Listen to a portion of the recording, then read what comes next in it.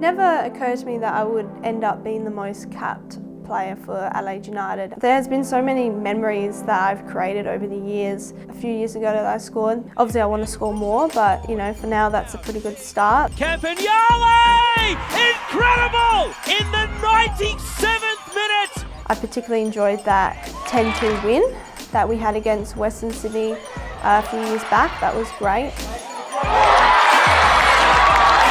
But nothing would ever beat that time, my first game with the club as well, played against Sydney FC.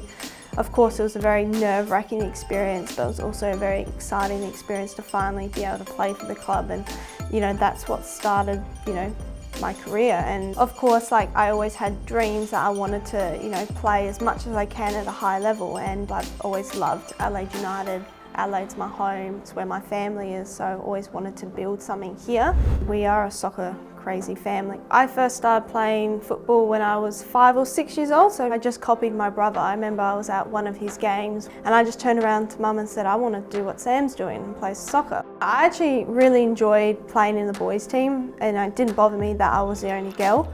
I thought it was good for my growth as a footballer as well. Sam's always been that, you know, that support, you know, he always taught me, along with my mum and dad, but he's always taught me the skills, the passing, the touching, the shooting.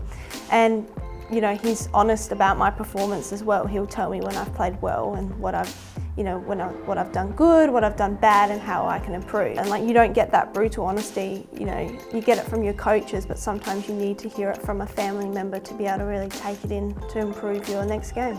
It was NSL back when I started coming to High Marshall Cooper Stadium now, and then the A-League happened, and straight away, you know, I was a fan of Adelaide United. I used to come to all the games, watch them all, and you know, try to get involved as much as I could with the club. So I was in year 12 and I was just playing, trying to, you know, do well. And I remember one day Ross Aloisi, who was going to be the coach of the women's team then, came out and watched just a local game in the NPL.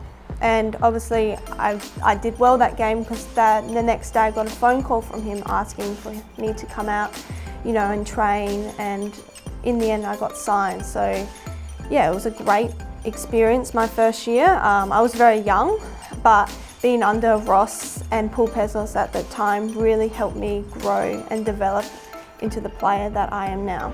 Slides the ball through Isabel Hodgson, real opportunity for two, beautifully taken. Wonderfully taken by Isabel Hodgson. Beautiful ball slipped in behind, and a very classy finish at the end. Here's Holmes again, who has another crack, and she's got another goal. The Reds are the real deal.